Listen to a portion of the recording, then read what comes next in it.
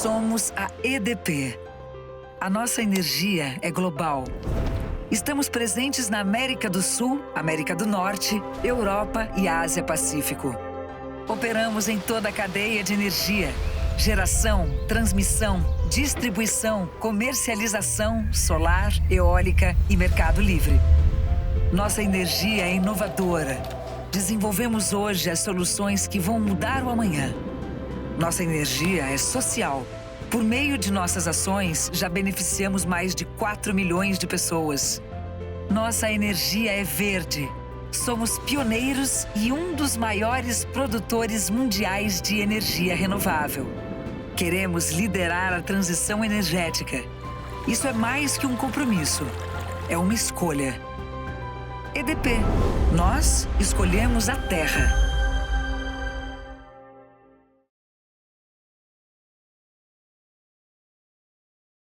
Estamos vivendo em meio a crises de diversas ordens, sociopolíticas, econômicas, climáticas, manutenções de violências históricas, violências de gênero, violências respaldadas pela racialidade, a persistência do genocídio indígena, a persistência do genocídio contra pessoas pretas, as violências territoriais. Isso tudo a gente já começou a debater nessa noite com os convidados das mesas anteriores. Esses são eventos da vida em que estamos. E esta é a vida que está em torno da arte. Digo isso porque, para pensarmos debates da contracultura ou debates hegemônicos, devemos implicar mais vida na arte. Estamos tomando posições ao centro do sistema da arte, mas o sistema da arte precisa se implicar. O exercício é constante e é árduo. As organizações, por meio da arte, estão estruturando e negociando novos pensamentos e práticas. Projetos de mapeamento, coletivos independentes, acervos de história oral, ocupações físicas e simbólicas, e mesmo os museus. Aqui hoje conversaremos sobre essas instituições da arte, suas dobras, sendo elas por iniciativas pessoais, como Sertão Negro, Acervo da Laje, e também o Projeto Afro, ou iniciativas privadas, e mesmo a gestão pública, como exemplo do Museu de Arte do Espírito Santo, o MAIS. O desafio da luta decolonial nas instituições é uma batalha de cada um, mas não uma batalha pessoalizada. É sob este trabalho, frente às trincheiras do sistema da arte, para compartilhar com a gente suas histórias e desafios, que eu convido Déria Andrade,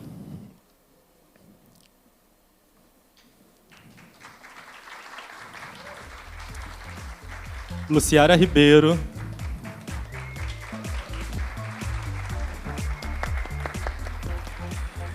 e José Eduardo Santos. Muito obrigado.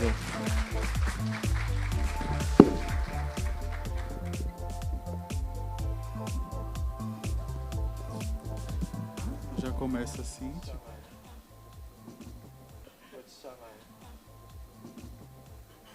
Déria Andrade é pesquisador, curador e jornalista, mestre em artes e especialista em cultura, educação e relações étnico-raciais pela USP, formou-se em comunicação social com habilitação em jornalismo no Centro Universitário Tiradentes. Desenvolveu a plataforma Projeto Afro, resultante de um mapeamento de artistas negros, negras, negres em âmbito nacional. Tem passagens por instituições culturais como o Museu de Arte Moderna de São Paulo, o NIBS Cultural e o Instituto Brincante. Atualmente é curador assistente no Instituto Inhotim. Muito obrigado, Déria. Seja bem-vinda. Obrigado, Nicolas. Obrigado também Arte Brasileiros, a Patrícia, enfim, a Jamila e toda a produção pelo convite e pelo evento, que tem sido muito especial participar, né? A gente estava comentando mais cedo sobre isso. A gente teve um workshop no MAIS, que a gente comentou um pouquinho sobre o que eu vou falar aqui, o que eu vou aprofundar um pouco mais nesse contexto do projeto enquanto uma instituição, né, pensando já o projeto Afro enquanto uma instituição. E isso vai fazer sentido quando eu terminar a minha fala. E é muito legal também, muito especial estar aqui também ao lado da Luciara, do José, com esses dois projetos incríveis, que é o Sertão Negro e o Acervo da Laje. Dois projetos que eu acompanho de perto, mas de longe. São projetos que eu ainda não conheço, mas tenho muita vontade de conhecer, enfim. A Luciara também é uma colega, amiga, que está com a gente aqui no Projeto Afro. Vocês vão ver uma relação nossa também com uma parceria dela com o projeto ao longo desses anos. E eu queria começar porque falando, né, especificamente de uma provocação, de uma pergunta que eu recebo nesse workshop que eu participei logo na programação do dia, né, mais cedo, de uma pessoa que eu não sei se ela está na plateia, eu esqueci o nome dela, desculpa, mas ela fez uma provocação sobre essas narrativas contra-hegemônicas, né? Principalmente ali no momento em que eu apresentava um trabalho de uma exposição que, de alguma maneira, tenta se encaixar nesse conceito, nessas outras referências, mas uma exposição que ela ocorre no âmbito de um território, de um espaço geográfico aqui do Sudeste, e que agora está, finalmente, se abrindo para outras regiões do Brasil, com uma montagem que vai acontecer no Muncabe, a exposição que faz parte do Projeto Afro, na Encruzilhadas da Arte Afro-Brasileira, da qual eu fiz a curadoria. E aí ela me provocou assim, com essa pergunta que eu achei muito boa, e eu passei a tarde com isso na cabeça, assim, pensando de que maneira o Projeto Afro poderia também ser uma narrativa contra-hegemônica, e se de fato ele é, né? E como que ele nasce também dessas narrativas, dessas novas maneiras de se referenciar a arte e cultura no Brasil, né? Novas maneiras de se pensar a arte e cultura no Brasil. E isso acontece principalmente no momento em que... tá tudo certo. No momento em que a plataforma é criada, que é ali nesse período de uma ebulição, eu diria, de uma produção intelectual e de uma produção artística e de uma produção curatorial também, que vai pensar uma outra maneira de imaginar um calendário institucional, né, um calendário que está muito voltado ali nesse momento de 2015, 2016, para ações e, enfim, realizações e instituições. Instituições que não são, por sua vez, independentes, né, como projetos aqui referenciados do Sertão Negro do Acervo da Laje, mas instituições que vão ditar um calendário institucional no Brasil, né, um calendário que vai pautar, inclusive, de que maneira revistas, de que maneira jornais, de que maneira o público também vai acessar esses artistas, né, quem está ali presente, quem está ali expondo, quem está ali, enfim, com um trabalho, numa fala, num projeto, numa publicação, enfim, né, numa programação pública. E o projeto nasce nesse contexto, em 2015, principalmente no momento em que a gente tem a Pinacoteca de São Paulo, e eu vou falar muito aqui de um lugar de São Paulo, que foi esse lugar onde o projeto nasceu e esse lugar onde eu estava morando naquele momento. E ali a gente tem uma exposição na Pinacoteca de São Paulo que vai revisitar seu acervo a partir da atuação de Emanuel Araújo enquanto diretor daquela pinacoteca, né? Emanuel fez uma série de políticas institucionais que vai, de alguma forma, trazer um novo perfil para a coleção daquela instituição, com a inserção de trabalhos de artistas negros. E, além disso, a gente tem ali um contexto de histórias afroatlânticas, enfim, e uma série de debates que vão, de fato, adentrar, né, essas discussões, sejam elas institucionais, acadêmicas, ou até nesse território do digital, que é onde o Projeto Afro foi se enveredar, né?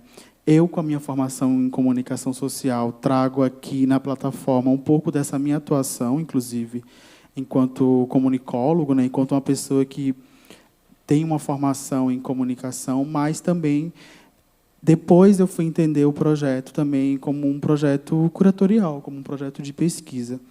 Então, a plataforma ela nasce ali naquele meados, né, dos anos 2016. Em 2020, a gente tem o lançamento do site, né? É uma plataforma que ela nasce com essa frase, assim, né, esse lugar de mapeamento e de pesquisa, de difusão de artistas negros no Brasil. Logo depois a gente tem o lançamento do site. Ali naquele momento eram cerca de 130 e poucos artistas. O site é lançado em 2020, quando a gente passa por um contexto de pandemia no Brasil e quando as instituições também precisaram se remodelar, né, enfim, se reposicionar e enfrentar aquele momento ali muito difícil, mas também repensar a sua própria programação. Isso aconteceu assim a partir desse momento histórico, né, muito doloroso, mas de alguma maneira o site ele também nasce no momento em que tudo estava muito online, né, que a gente estava se relacionando online, assim, a eventos, né, enfim, reuniões, né, esse distanciamento também físico entre as pessoas, e isso de alguma forma vai desenhar, né, como que o site foi pensado a partir dessa pesquisa, né, desses cento e poucos artistas cadastrados ali naquele momento. Essa pesquisa ela acontece tanto nesse lugar desse meu encontro com esse referencial que eu cito aqui, de todo essa programação pública que acontece, né, ali principalmente no cenário de São Paulo, do Rio de Janeiro, um pouco Salvador também, e logo depois a gente lança um chamamento público que artistas enviam seus portfólios, e aí foi um momento que a pesquisa ganhou outro fôlego, porque até então ela estava muito centrada nesse eixo Rio-São Paulo, né? Então, foi ali onde eu consegui entender essa produção, ou pelo menos tentar, né, absorver um pouco dessa produção para além desse contexto territorial aqui desse eixo, né? Então, a gente tem agora em junho 5 anos, né, de lançamento da plataforma. É uma plataforma que teve uma série de ações realizadas ao longo desses anos, ações inclusive em parceria com outros colegas pesquisadores, outros colegas artistas, enfim, outras instituições também que apoiaram o projeto. E aí eu trago aqui também um escopo geral assim do site para quem nunca acessou. A gente tem uma divisão, digamos assim, né, um pensamento editorial mesmo, que ele é dividido entre esse mapeamento. Então, atualmente a gente tem mais de 330 artistas, né, com suas páginas, seus perfis no site. Aqui é um exemplo dessa página com o artista da semana, que é o Antônio Obá, o artista dessa semana, né? Esses artistas são escolhidos muito também a partir de algumas atuações, de algumas exposições ou alguma programação que faça sentido incluí-lo ali, né, nesse destaque, nessa página do site, na página central do site. A exposição também, Encruzilhadas, traz uma nova maneira para que o site se comporte também a partir dessa amostra, né? Então, toda a programação de conteúdo no site é desenhada para que a exposição também seja divulgada pelas plataformas oficiais, né, do Projeto Afro. Além disso, a gente tem uma seção que ela é com um conteúdo editorial. Esse conteúdo ele começa com alguns textos que eu publico, depois a gente convida algumas pessoas para publicarem alguns artigos. A Luciara publicou, inclusive, 2 artigos no site já. E, em 2023, a gente tem o apoio do Instituto Ibirapitanga, que é quando a gente vai conseguir convidar pessoas e ter condições de pagar essas pessoas para escreverem alguns artigos e apresentarem suas pesquisas. Então, a gente tem aqui 3 exemplos bastante distintos assim de pesquisas que já foram publicadas no site, né? A Luciara desenvolveu um artigo sobre essa experiência do sertão negro. A Ana Highlander, que inclusive é uma artista plástica também, pesquisadora, arte educadora, vai desenvolver uma reflexão sobre uma obra monumental ali de Belo Horizonte. E o Lucas Vasconcelos vai trazer uma pesquisa que ele desenvolve no mestrado, que ele traz a obra da Rosana Paulino enquanto essa pedagogia decolonial, né? Além disso, no ano atual, né, no ano vigente, a gente tem outras publicações. Amanhã sai uma nova publicação que a gente também continua com essa parceria do Instituto Ibirapitanga para pensar o projeto, principalmente esse momento editorial, né, esse campo editorial do projeto, essa produção de conteúdo. Então, a gente vai publicar amanhã um artigo dela no qual ela reflete um pouco sobre algumas práticas curatoriais que ela vem desenvolvendo, a Naimari. E aí a gente tem também no site esse apoio à pesquisa, né, que eu chamo. Uma dessas pesquisas é um outro mapeamento. Então, o projeto acaba recebendo outras pesquisas dentro de si. Um deles é esse mapeamento incrível desenvolvido pela Luciara, com a parceria também dos trabalhadores da arte, né? E a rede de pesquisadores e curadores de arte também, articulada com algumas instituições acadêmicas no Brasil, a própria UFMG, o FPE.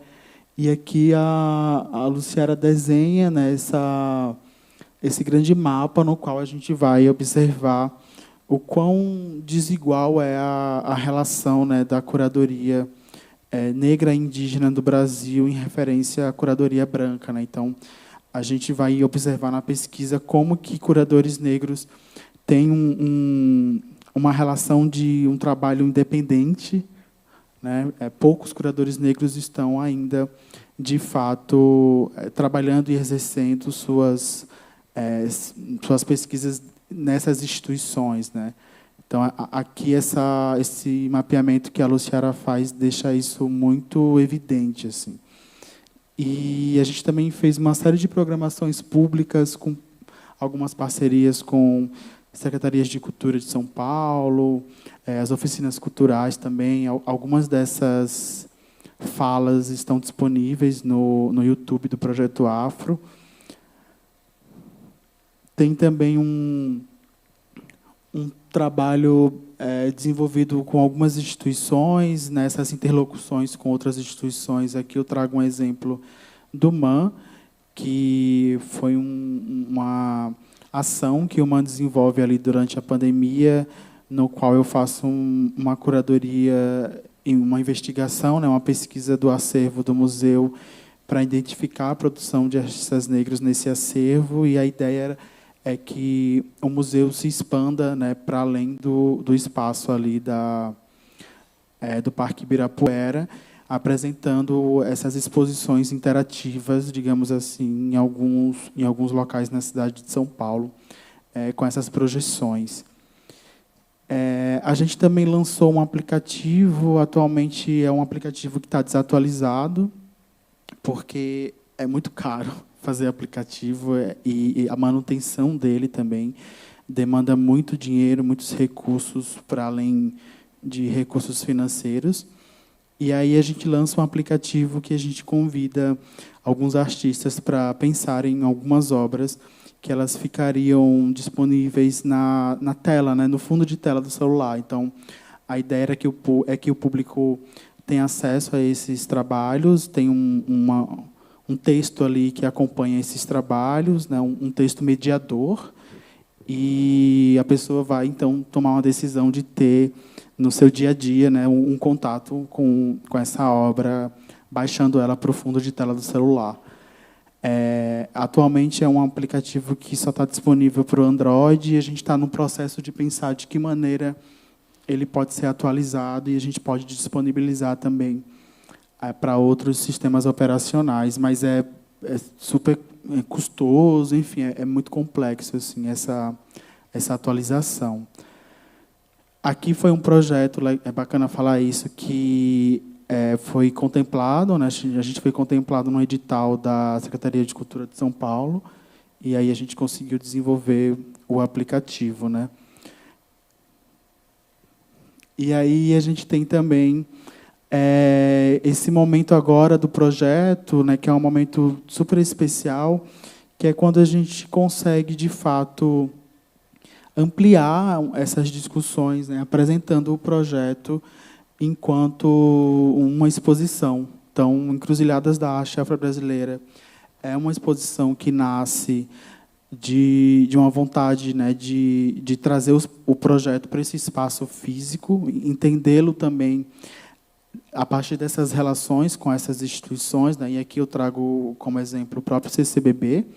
É uma exposição que ela é contemplada no edital do CCBB, um edital bienal que eles promovem, né, divulgam. E aí a gente está com essa itinerância da mostra, que já passou por São Paulo, Belo Horizonte e Rio de Janeiro, nessa sequência. Atualmente, nós estamos montando a exposição no MUNCAB, que é o Museu Nacional da Cultura Afro-Brasileira, lá em Salvador. A exposição vai abrir na próxima sexta-feira. Eu estou em montagem, inclusive, emprestado aqui para participar do seminário. E a gente está super feliz com esse momento do projeto, com esse momento da mostra também, que ganha esse outro fôlego, né, esse outro corpo de pesquisa, de circulação mesmo, né, imaginando essa exposição nessas cidades. Ainda não conseguimos furar essa bolha, né, trazendo como referência a nossa colega de mais cedo, desculpa. Mas é uma exposição que é um sucesso de público, com mais de 300 visitantes. Assim, foi a segunda exposição mais vista de Belo Horizonte, né, ali do CCBB de BH, que fica num circuito artístico turístico muito importante ali na cidade, enfim.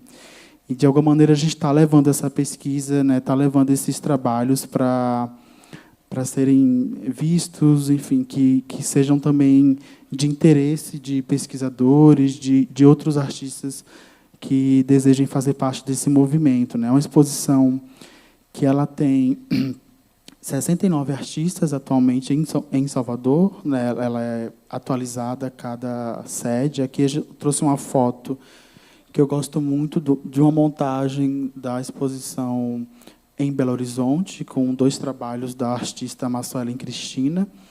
É uma exposição também que a cada cidade, a cada sede, ela se comporta de uma maneira.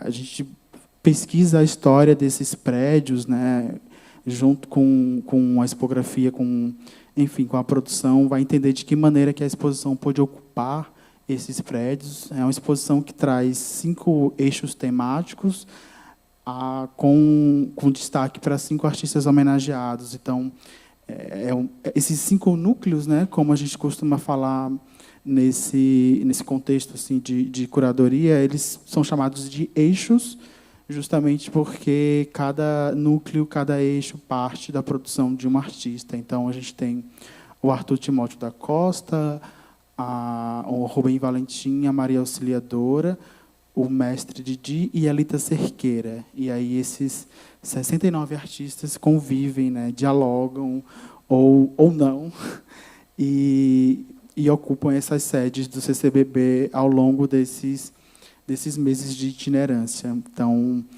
atualmente, o projeto também tem se pensado enquanto a instituição. A gente está fazendo um movimento de institucionalizar o projeto, de criar um corpo de diretor, criar um corpo de conselho e criando também um CNPJ, né?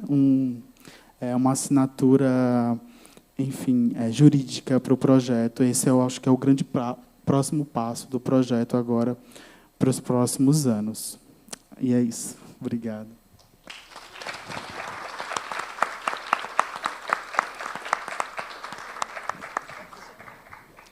Obrigado, Téria. Parabéns pelo trabalho. Vamos seguir a nossa conversa agora com a Luciara Ribeiro.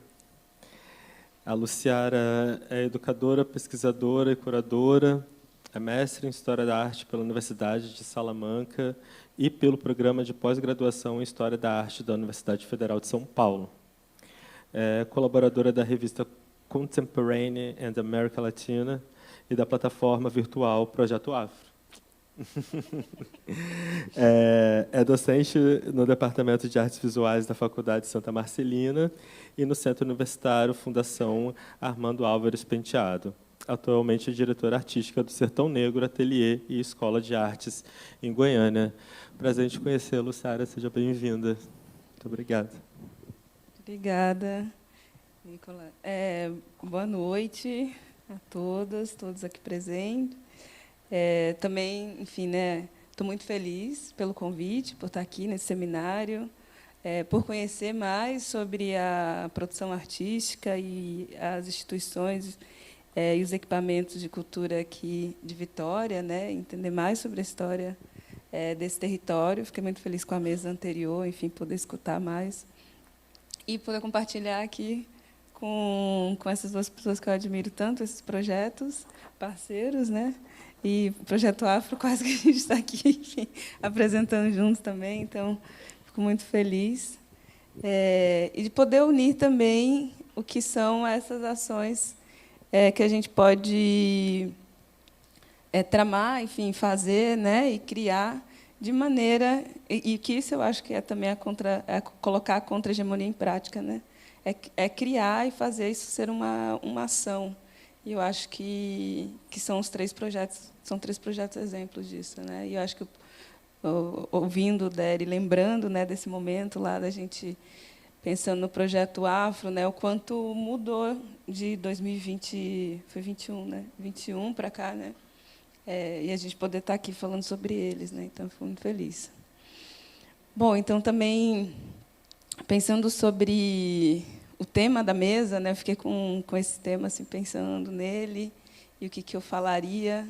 Me veio essas duas perguntas, né, a partir do título da mesa. Então, qual seria a luta decolonial nas instituições? É uma pergunta que eu me faço, né?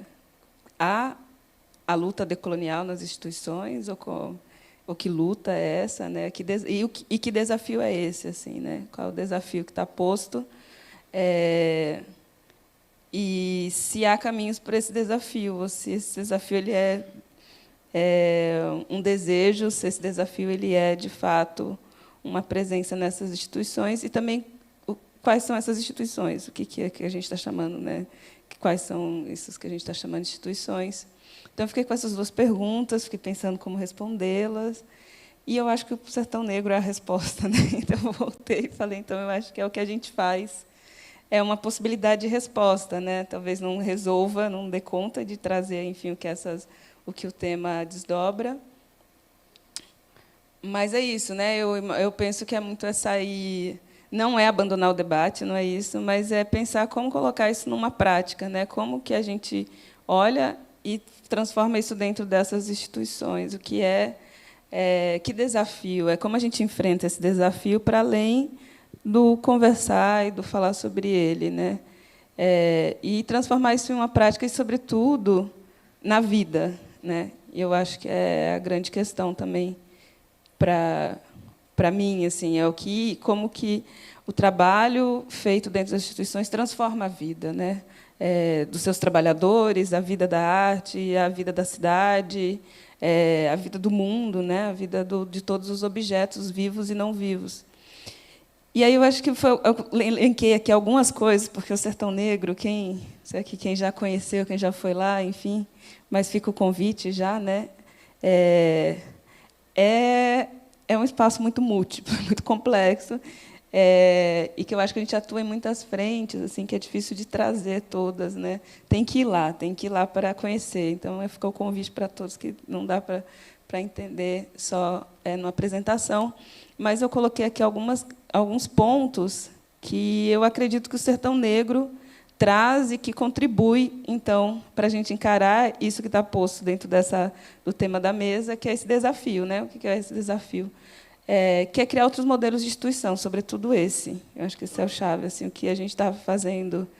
E o modo como o Sertão Negro surge, né, é esse o grande desejo da Dalton e Ceissa, assim, é pensar um outro modelo, uma outra forma de iniciar uma instituição, que eu vou comentar mais para frente.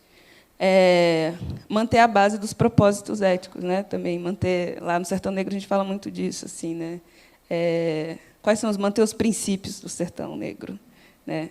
E aí eu vou falar também sobre quais são eles, né? A gente mantém isso no dia a dia, na nossa relação estabelecida dentro do território e fora dele. Trabalhar a redistribuição dos recursos, mudar os processos de formação no sistema, mudar o modo de lidar com o poder. Eu acho que é isso assim, que a gente tem pensado muito, não é abandonar o poder, mas é ver o que é esse poder, né? Ou como a gente dilui, enfim, ou como a gente transforma isso que a gente tem chamado de poder. Educação, também pensar a educação, né, que é a base por uma via de liberdade, emancipação e transgressão, e a busca por mudanças, né? Então, são algumas questões que eu elenquei, e aí eu apresento o Sertão Negro, né? Não sei se todos conhecem, mas Sertão Negro é ateliê e escola de artes, é um espaço localizado no setor Xangri-Lá, que é um setor da cidade de Goiânia. É um setor que fica... E aí, pensando que é mais uma mudança, né, que o Sertão Negro traz, porque é uma instituição que ela está quase na saída da cidade, assim, ela não está no centro de Goiânia. Então, para conhecer o Sertão Negro, é se deslocar do centro do Sudeste, né, e do centro de Goiânia. Então, assim, é a provocação, né, de construir esses outros espaços e outros centros.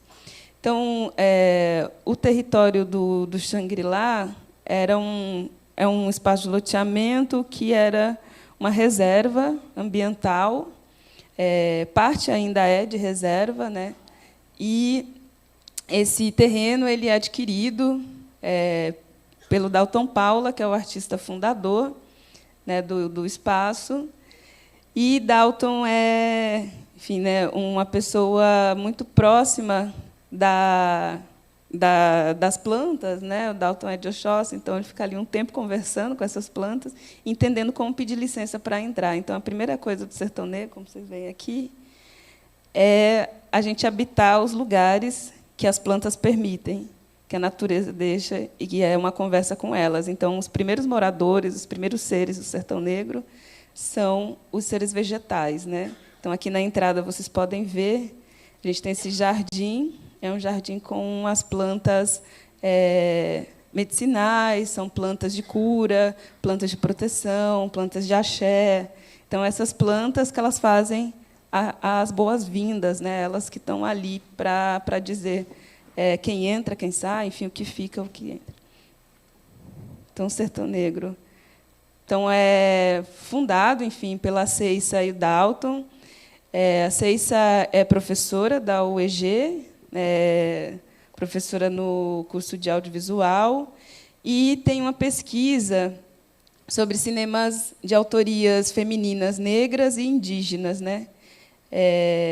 E Dalton começa toda a sua pesquisa também nas artes, pensando essas rotas, essas presenças, também sabedorias das culturas afro-brasileiras, enfim, né, das artes afro-brasileiras, e junta, então, esse interesse dos dois para pensar um espaço de ateliê e escola, e que também, futuramente, será um cinema, enfim, né, a gente sonha também com isso. Assim.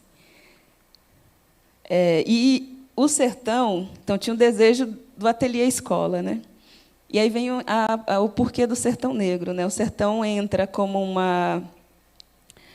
um conceito, uma ideia, a partir desse trabalho do Dalton, que foi apresentado na Bienal de São Paulo, se eu não me engano, é a 33ª, eu não estou lembrando muito bem, 2016, acho, que chama Rotas do Tabaco.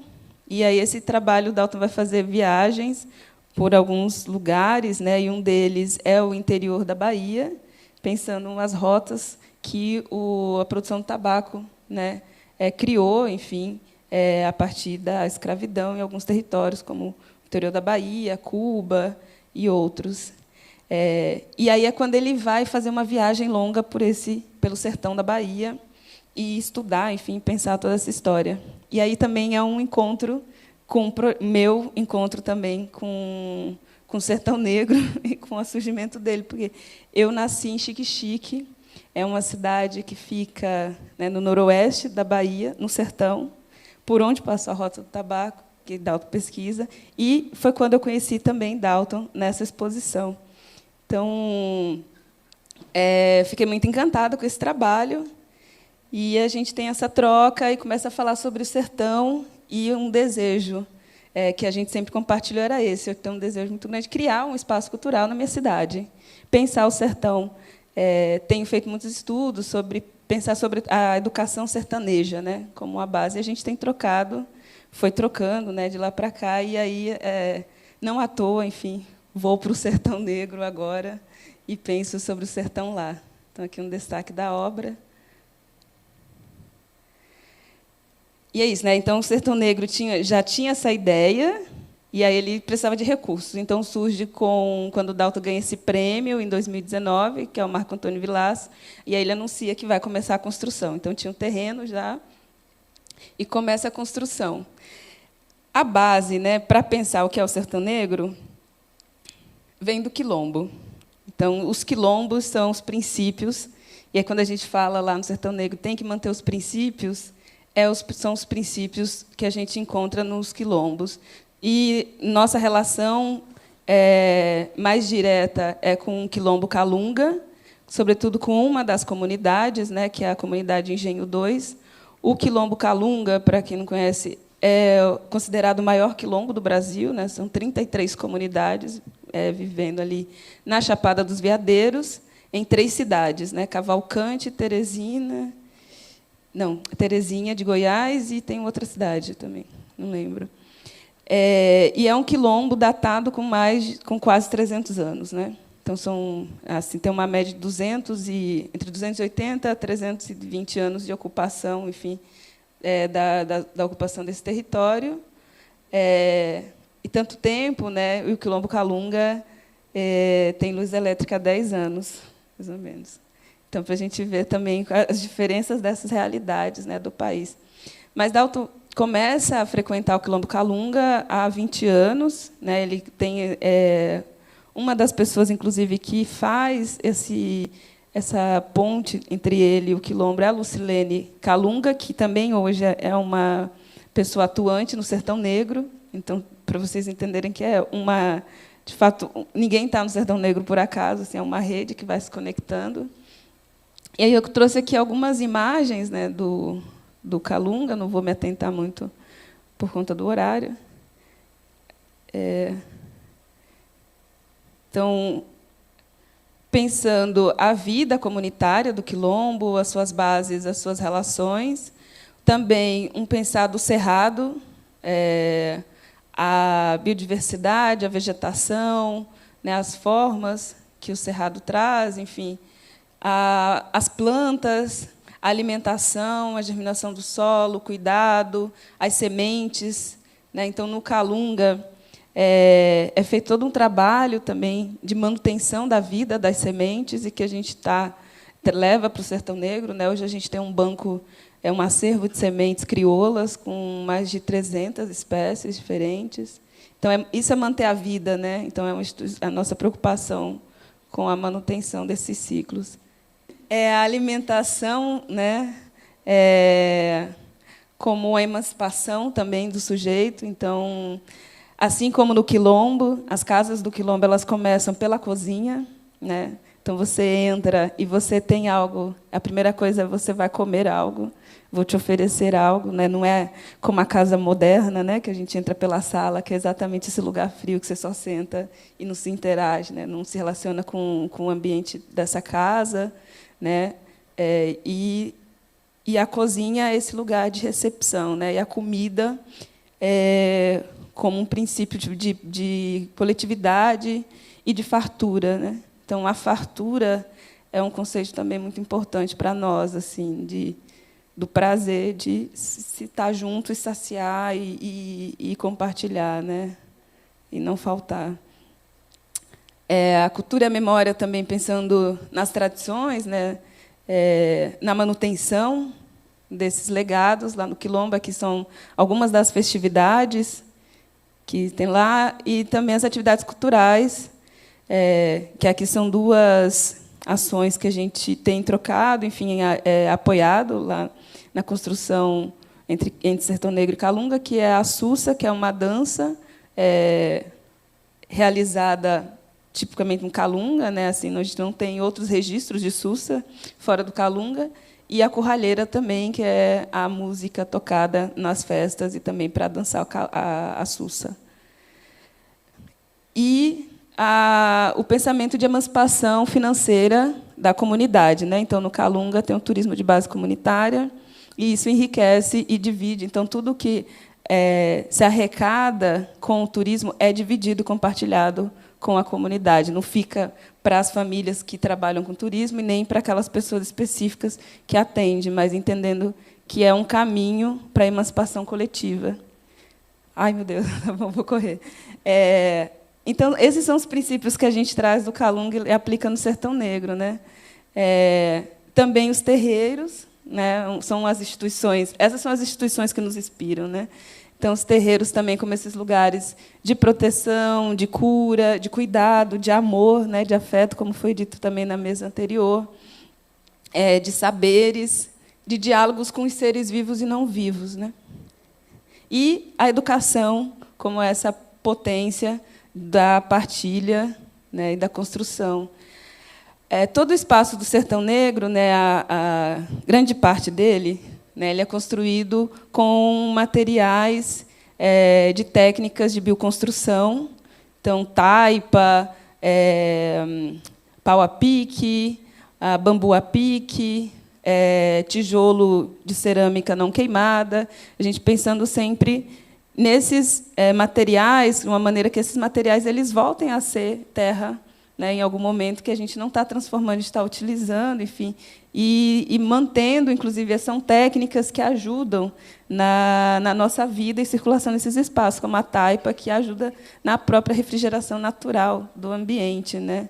E a gente, com isso, também consegue ver a diversidade da terra e do solo, do cerrado, quando essa taipa vai mostrando as diferentes cores, né?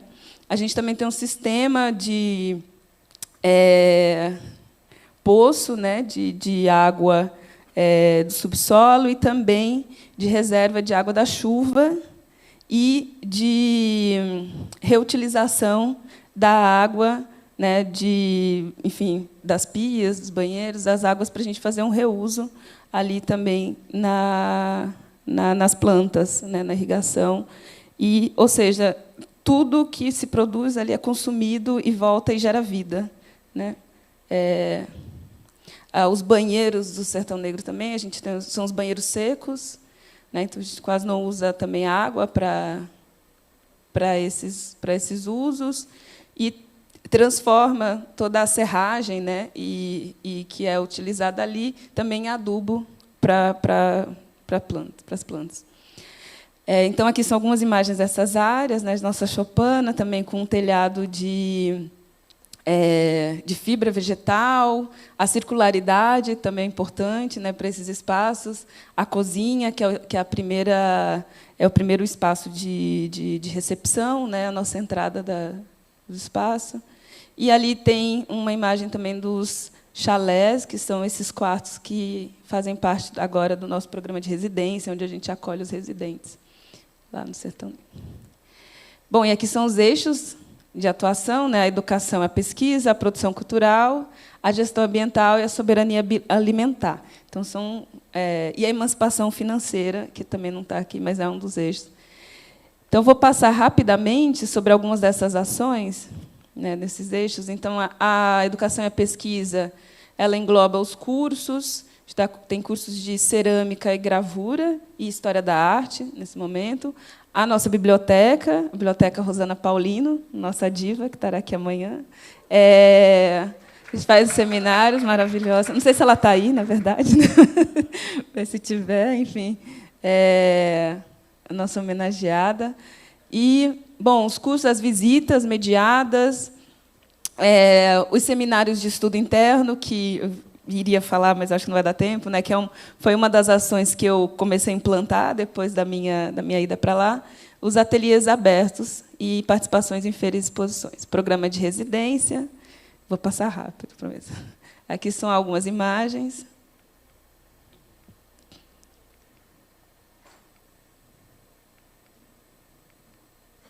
E não está.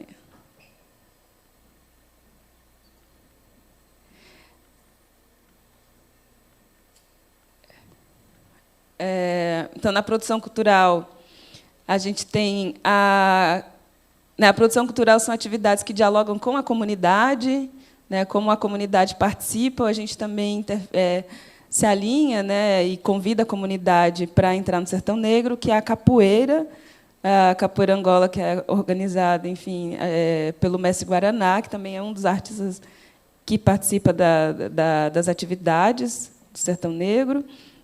O Cineclube Maria Grampinho, que é um projeto gerenciado, enfim, mantido pela Ceiça, onde ela pensa, enfim, traz essa formação sobre o cinema, principalmente de autoria de mulheres negras e indígenas, e outros eventos, né, como a gente já fez lançamentos de livros, apresentações de dança, enfim, atividades que a comunidade também solicita para fazer o uso do espaço. Então, vou passar também rapidamente algumas dessas imagens, como essa festa de São Benedito, que a gente já fez lá, o lançamento de livro. E a gestão ambiental e a soberania alimentar, que envolve outros 2 projetos, né, que a gente chama então de Sertão Verde e o Sertão Vermelho, então já são 3 sertões. Então, a gente fala lá que daqui a pouco a gente vai criar o arco-íris de sertões, né? Então, o Sertão Verde é o espaço onde a gente planta, né, uma roça, e a gente tem feito também a educação, né, ambiental a partir da plantação. Então, aqui é a Milena, que é a engenheira ambiental que trabalha conosco. A gente entender, né, quais são essas espécies, como preparar o solo, como entender e conversar com ele. Então, é a coisa do cuidado, é o cuidado entre nós, humanos, mas o cuidado também com né, com a terra e com esses seres. Então, a gente vai entendendo como diversificar as vegetações para também que os animais possam, enfim, os insetos, possam fazer uso também desses recursos para suas alimentações e vida, né, sustentação. E um outro projeto é o Sertão Vermelho, que é onde a gente produz a proteína. Então, no Sertão Verde, a gente produz parte da alimentação que vai para a cozinha.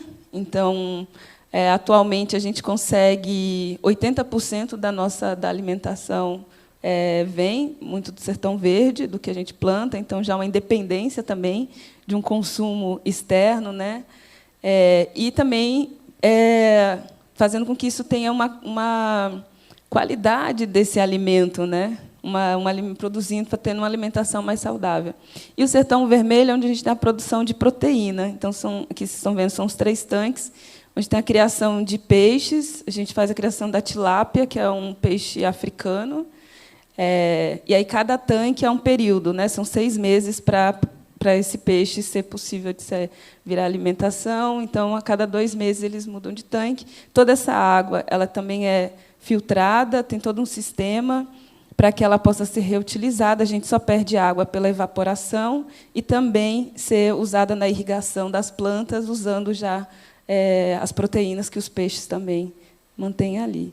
E, na emancipação financeira, o projeto Jatobá Nascente, que é um projeto que sai do Sertão Negro, que é composto por 6 artistas que foram residentes, que propõe, então, um conjunto habitacional de artistas a partir da relação coletiva. Então, esses artistas produzem um conjunto de obras, vendem esse conjunto de obra, o dinheiro que é recebido foi utilizado para a compra do terreno e agora para a construção das casas e de um ateliê coletivo. Porque uma das nossas bases é criar, né, quais são as estruturas mínimas para o nosso bem-estar e da dignidade. E a casa ainda é o nosso grande desafio, né? Então, para a população negra no Brasil, se a gente for fazer, eu não tenho essa pesquisa, mas eu imagino, né, os dados, quais são as pessoas negras que têm casa própria, né? Então, é uma história, uma dívida histórica que a gente tem enfrentado. Então, a gente está pensando nessa mudança, né? Fazer com que esses artistas, muitos desses artistas que estão construindo as suas casas, viviam de aluguel ou estavam vivendo em situações, em casas insalubres, escuras, enfim, daquele ambiente que não é um ambiente adequado para essa vida. Então, a emancipação, né, financeira, que esses artistas possam produzir juntos e criar outras rendas, né, outras fontes, é importantíssima. Então,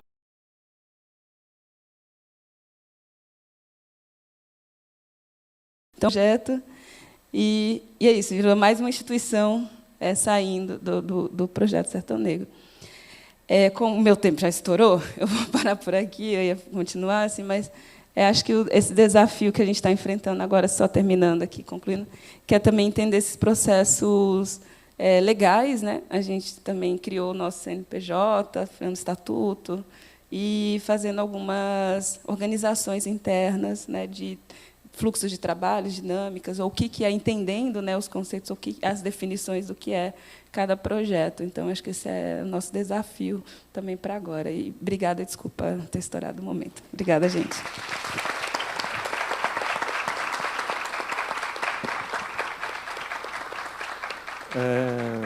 Vou reforçar que é um prazer te conhecer e parabéns pelo trabalho. Agora, para continuar nossa conversa, José Eduardo Santos,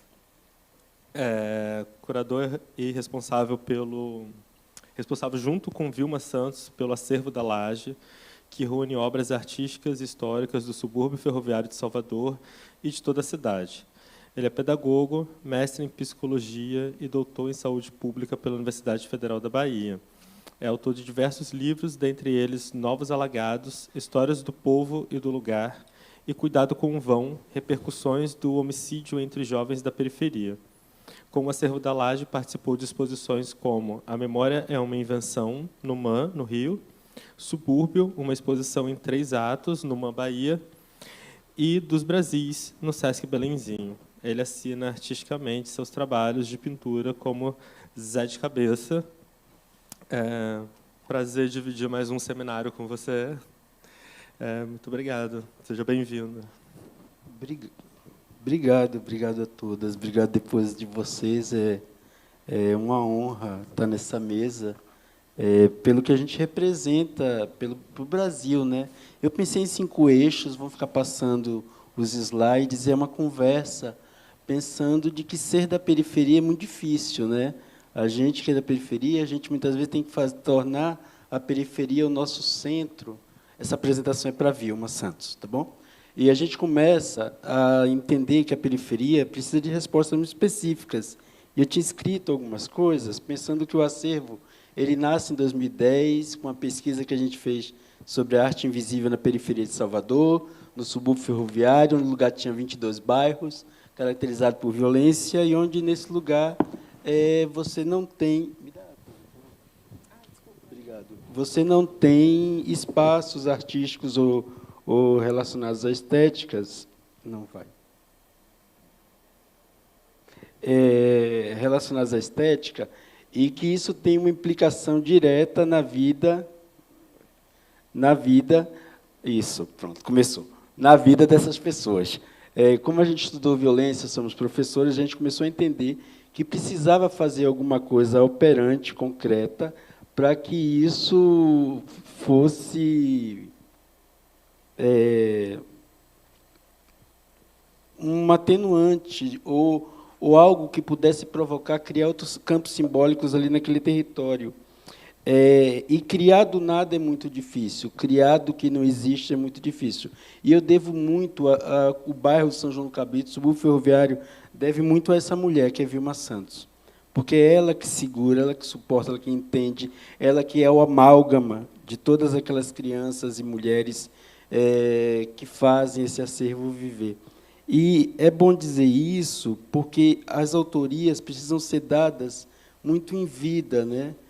E eu fico pensando, a gente que veio de uma situação de vulnerabilidade por morar lá na periferia, quando cria o acervo, a gente começa a criar espaços que são espaços de proteção, mas, ao mesmo tempo, espaços de criação daquilo que não era esperado para nós, ou sonhado para nós, dada que a realidade brasileira é hegemônica, é dada pelos museus que são centrais, pelas curadorias que são centrais, e etc. e tal. E isso não chega na capilaridade das pessoas, ou seja, isso não toca no bairro, isso não toca na vizinhança, principalmente por conta, a gente sabe, das pilhagens de acervos que são pilhados, acervos que são roubados, acervos que são hegemônicos, digamos assim, e que a gente vai morrer, isso vai continuar aí, e não vai ter renovação, dado que não tem, mesmo que a gente tenha uma percepção maior da diversidade da arte brasileira, você não tem uma percepção de que as periferias brasileiras produzem arte para além daquilo que se sabe que é violência e vulnerabilidade, como é mostrado nos jornais, nas televisões. Então, eu acho que esse é o primeiro ponto para a gente pensar o que é hegemonia, né, e o que é contra-hegemônico. Porque espaços deslocados desse centro, do eixo do dinheiro, eles fazem outras mudanças que são cotidianas, que são, muitas vezes, difíceis de mensurar. E ter um acervo no subúrbio, eu acho que ele tem uma dimensão, para além de pedagógica, mas uma dimensão de começar a educar as bases de novo para aquilo que a arte brasileira perdeu, que foi a sua noção do popular em arte. Quer dizer, a arte cada vez foi ficando elitizada e branca, e muitas vezes afastada das comunidades, das periferias, e isso provocou o racha que nós temos hoje, que quem domina o campo da arte é um grupelho, e que vai ser sempre aquele grupelho, e que o resto da população vai se conformar com aquilo que esse grupelho elenca, que não é arte. E aí a gente tem uma cisão. Então, talvez, uma coisa que a gente tem tentado fazer no acervo é educar de novo, não só para a arte, mas para a memória dentro da periferia. E aí começam os projetos, começam as exposições. E aí começa o Escolafro, e aí começam as exposições, começam os bate-papos na laje, começam oficinas, muitas oficinas, porque a gente entende que o encontro com a arte ele não pode ser mais mediado por galeria, etc., etc., tem que ser no encontro direto das oficinas, para que essa aprendizagem se constitua como um patrimônio que vai ser renovado por essas pessoas. Então, se pensa também de ir para a internet para ter uma coisa muito importante para um acervo público, é a sua transparência. É muito importante para a arte não ser lavagem de dinheiro e para a gente não esconder esse esqueleto dentro do armário. E aí a gente tem um acervo virtual. O que é isso? São as abas com todas as obras que nós temos para que as pessoas saibam o que elas vão ver lá. E que isso seja um processo público, né, de constituição de acervo de obra de arte.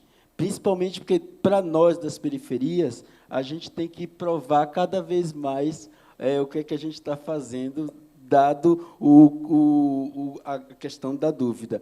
E aí a gente começa a fazer projetos, né? Aqui começa com a Acervinho, depois o SEDOC, porque no Brasil nós ainda não temos a indexação da palavra periferia e arte, periferia e memória, periferia luta, periferia e diversos outros aspectos. Então, vários editais que a gente tem ganho nos últimos anos são para catalogar o que é que tem no SEDOC do Acervo da Laje, que é um centro de documentação com hemeroteca coleta de Omolu, a Sala de Música Clementina de Jesus, e aí vai uma série de atividades, educação patrimonial para a construção coletiva de um museu, ocupar a biblioteca, catalogação de objetos e cômodos, o Escolafro, que são para dar referências negras na infância, que é uma grande questão que a gente...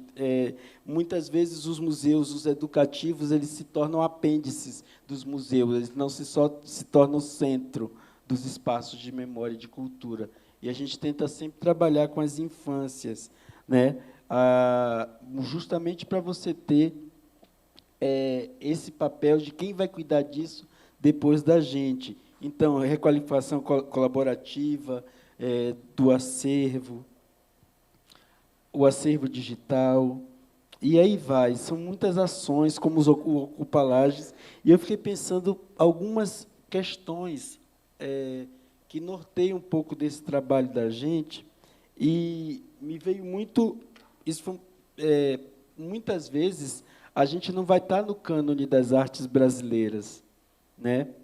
E, graças a Ken Eleson, Marcelo Campos, a gente começou a ser convidado, a Glisete Lanhado, a gente começou a ser convidado para participar de exposições, porque queriam reduzir a gente, no início, a espaço social. Não, nós somos espaço de memória e espaço de arte.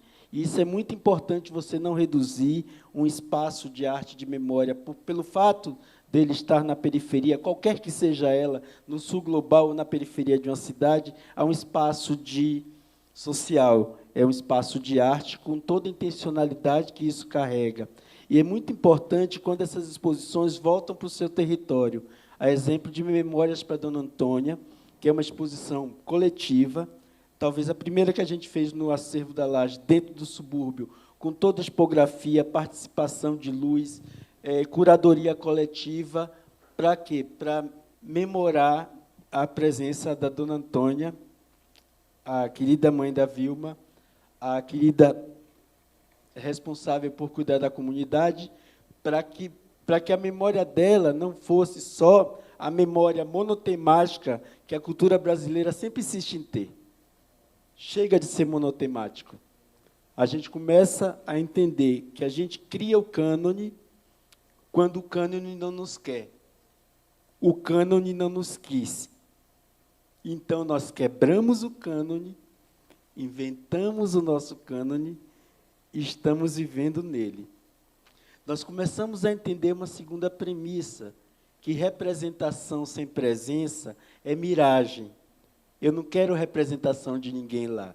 A representação primeira é nossa, é das nossas, é dos nossos.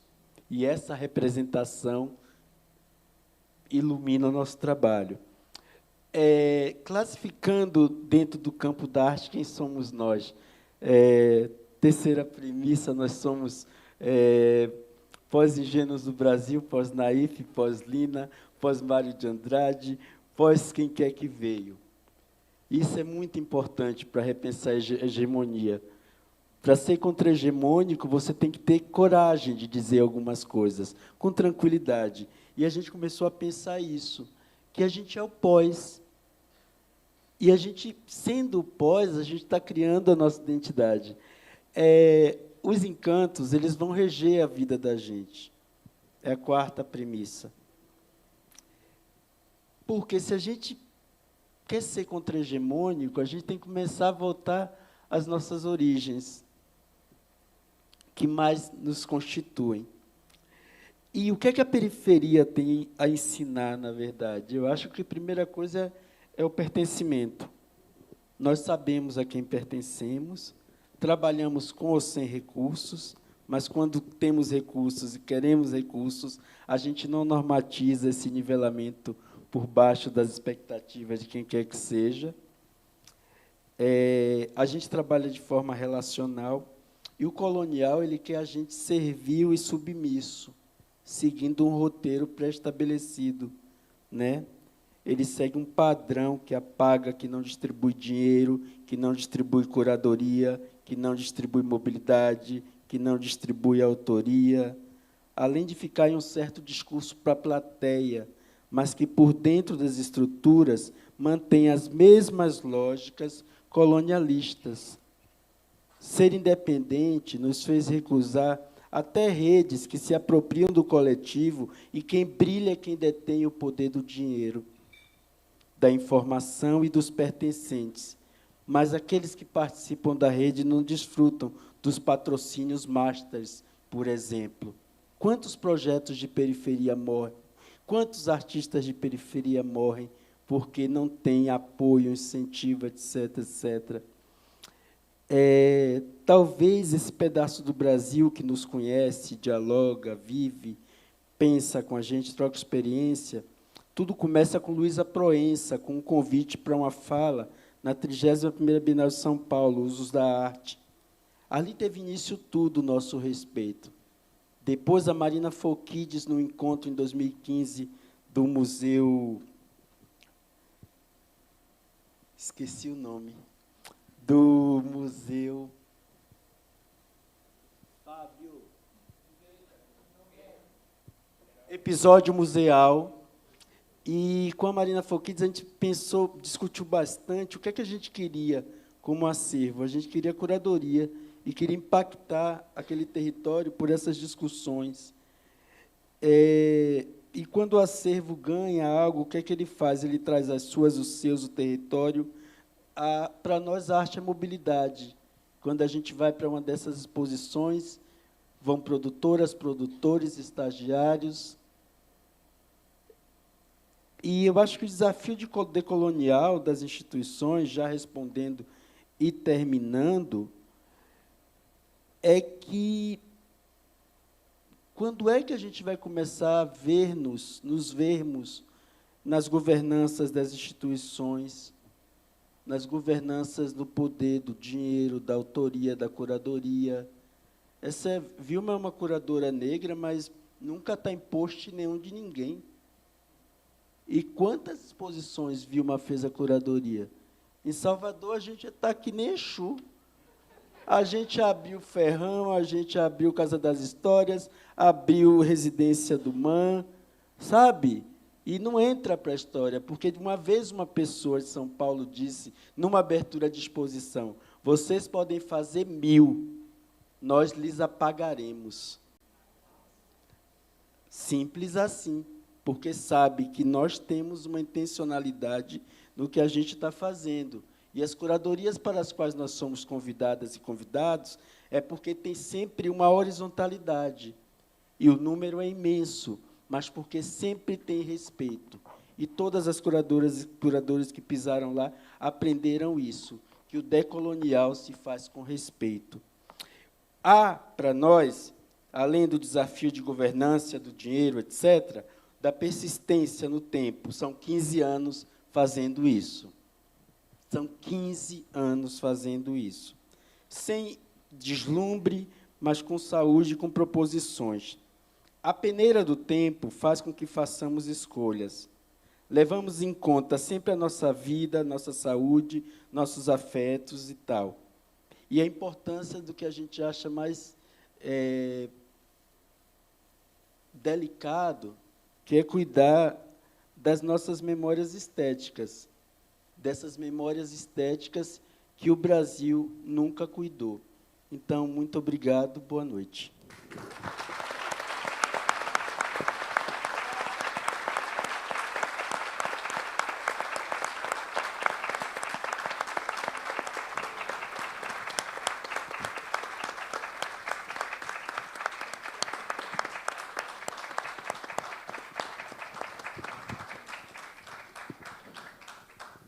Muito obrigado, Zé.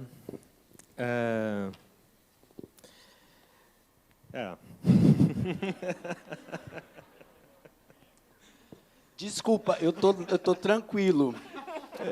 Não estou nervoso, eu estou tranquilíssimo, mas é Eu porque também estou tranquilo. o fluxo poético da coisa veio, que vocês estão vendo um Brasil impensado aqui nessa mesa. É um Brasil impensado, de espaços que surgem, cada qual com sua poética, e a poética não tem esse enquadramento, de tem que ser assim.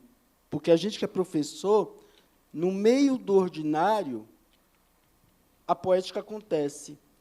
E você não pode se furtar de deixar a beleza acontecer. É isso que é importante nesse sentido.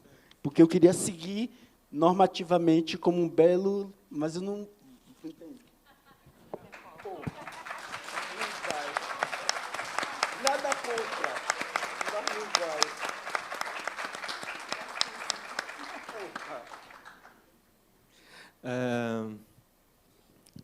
A gente ainda tem um tempinho assim só para elaborar e tentar finalizar a mesa, mas não finalizar a discussão, né?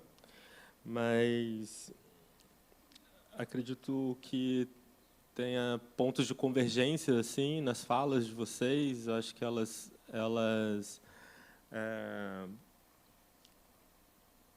se linkaram em muitos momentos, principalmente pensando algo que a Luciara falou, né, para referenciar o Sertão Negro como uma instituição, mas todas essas outras instituições que compõem um pensamento para o Sertão Negro, que são instituições não estabelecidas como instituições, né, que são práticas de vida, que são modos de viver, que são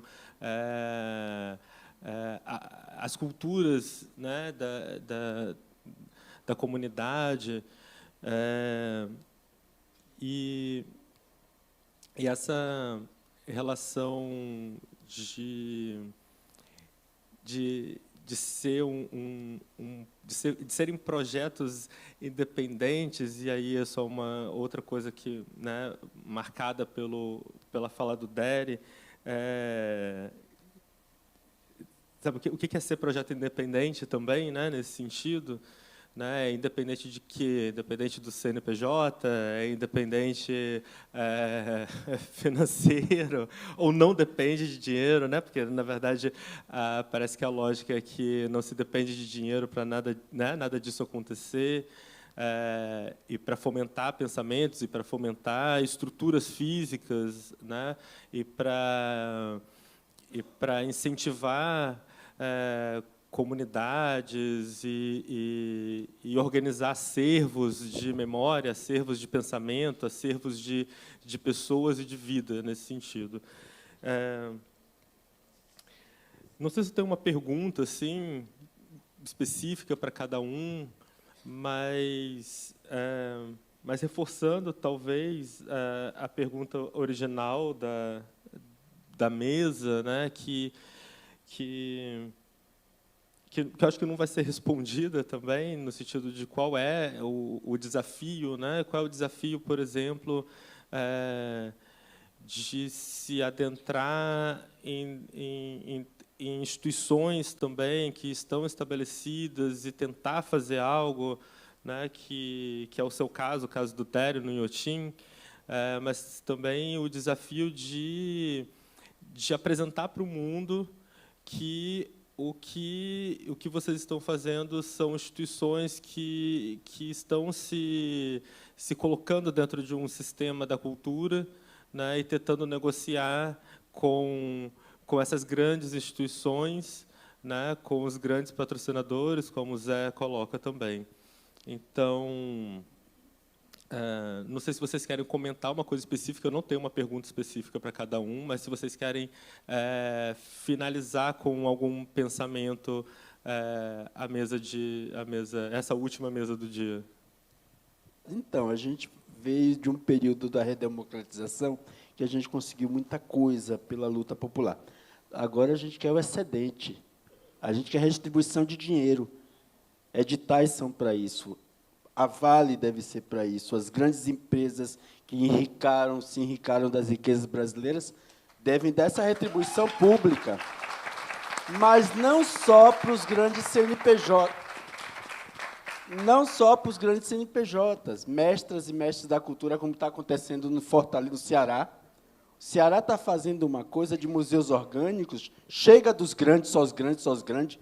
O grande ganha 50 Rouanet, a gente nunca vai ganhar uma. Parou. Parou. Aí a gente força a porta, vai ter a Rouanet da favela. Tá bom, porra, mas não quero só da favela, quero da mestre de cultura. É redistribuição. Não dá mais para romantizar a cultura. Não dá mais para cultura é trabalho. É dinheiro, é trabalho. É dedicação, não se faz acervo se você não tem curadoria, atenção, dinheiro para comprar obra, dinheiro para restaurar, dinheiro para... Não tem. Então, eu acho que a grande questão hoje é a redistribuição. E isso a gente tem discutido com todo mundo que chega lá, do MINC, da não sei o quê, todo mundo da FUNAC tem que aprender. E agora a gente está indo, porque quanto mais a gente está inserido no território, a gente agora comprou o nosso galpão. de 18 metros, um subsolo, 5 metros de altura e uma laje com vista mar e vista mata. Fernando Maculan, a galera, está todo mundo procurando ver como ajudar. E aí? Porque se são 3 casas no subúrbio ferroviário de Salvador, significa dizer o quê? Que você vai ter um circuito artístico-cultural dentro do próprio território. O que o Estado não faz, nós estamos fazendo. Então, que se pague justamente para todas essas mestras e mestres e agentes culturais que estão nos territórios, porque, se isso não for feito, o nosso fim vai ser breve. E o breve, falta 2 anos. É grave. É grave.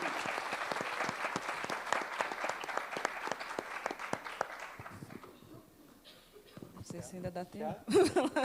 Não, eu só queria... Não, mas é só uma coisa assim que eu ia comentar e lembrei, a partir também da fala de José Eduardo, que é essa relação da mudança, né, nas instituições, para além de uma programação, né, para além, mas dentro da forma como ela se organiza e das pessoas que atuam também, dos lugares de prestígio, né? Então, eu até coloquei no slide, assim, estava mais para frente, né, que quando Dalton me convida, a gente tem essa relação de pensar, enfim, já tinha também, tenho toda uma pesquisa sobre educação, a gente está ali em muitas coisas. E esse desejo da escola, esse sonho, até interessante, né? Esse texto que o Dery traz, assim, foi um texto que aproximou e fez eu decidir, enfim, né, seguir, enfim, dentro do projeto do Sertão Negro. Mas uma das coisas, quando eu falo para Dalton, não, vou fazer, a gente vai atuar juntos, né? Era para atuar na pesquisa e fomentar ali o uso da biblioteca, enfim, a ação da pesquisa interna e da formação. E aí, um dia, Dalton me para, ele falou assim, eu acho que a gente tem que ir além, né, só de pensar a formação, né? Assim, tem um pouco desse lugar comum também, né, da gente estar no social ou na educação e fica numa base, assim, né? Não que seja ruim, eu acredito muito, né? Mas acho que a gente tem que ir além, a gente tem que virar uma instituição como as outras, colocar como essas outras, assim, né? Porque a gente pode, então a gente tem que também desafiar nisso. E ele falou, eu acho que a gente tem que ter uma direção, eu acho que você tem que ser diretora. E aí, no começo, assim, eu falei, não, espera aí. E aí, Dalton falou isso, não, mas quantas instituições no Brasil tem uma mulher negra na direção? Quantas? A gente consegue contar na mão, né? Assim. E aí ele falou, a gente vai ter.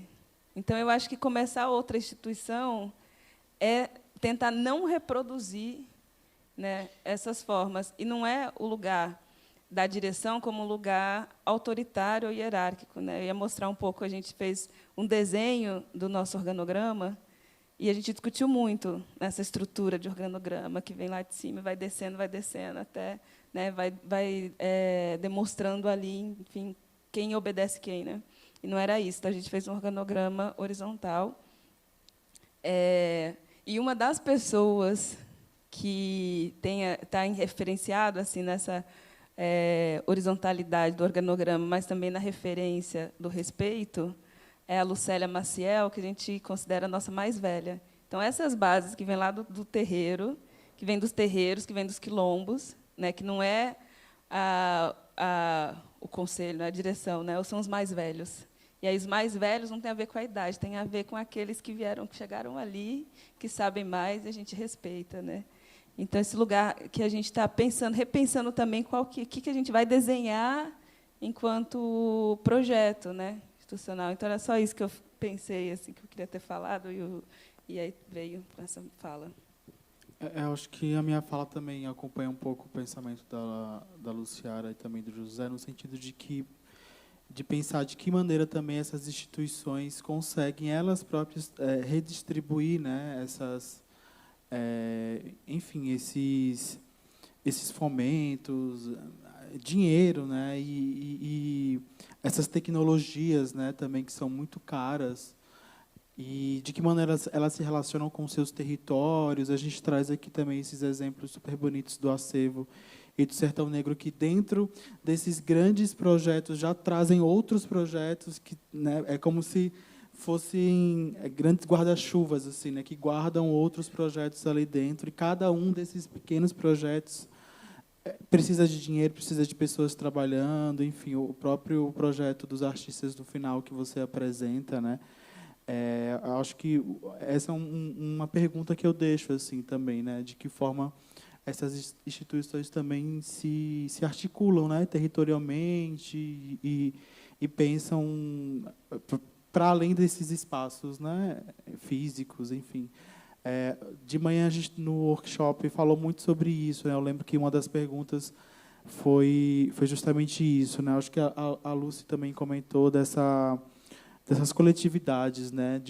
Do próprio projeto Afro nasce enquanto uma plataforma coletiva, não só pela organização ali daquele material, daquela pesquisa, mas começando a trazer esses outros projetos para dentro, né? O projeto de pesquisa do mapeamento de curadores, um projeto do Alain Arié, que vai discutir de que maneira galerias de arte têm representado, né, artistas negros em suas listas. E, então, acho que a coisa vai se aglutinando, né, internamente, mas vai se irradiando também ali para além desses territórios que eles são espaciais, são digitais, enfim, são físicos. E aí eu fico pensando nisso também, né, nessa provocação. Assim. Sim. Para a gente não se delongar, porque ainda temos mais atividades na noite, gostaria de agradecer mais uma vez vocês por ter vindo, né, compartilhar com a gente as experiências e os desafios e também as resoluções e os resultados, né, do trabalho de tantos anos feito. E também compartilhar aí as reivindicações, né, por um olhar, né, por ser, né, por esse desejo de ser olhado, né, de uma forma que possa ser reconhecido o trabalho que se faz, né? Acho que isso que é o mais importante, porque esse reconhecimento ele é um reconhecimento de muitas ordens, né? Tanto de reconhecer pelo afeto, pelo campo do sensível, mas principalmente reconhecer financeiramente para que tudo isso possa ser mantido, e esse pensamento e essas práticas e esse acervo e essa história, né, pelo mapeamento de pessoas, né, e um espaço possa ser mantido. Então, parabéns pelo trabalho de vocês e continuemos batalhando. Muito obrigado.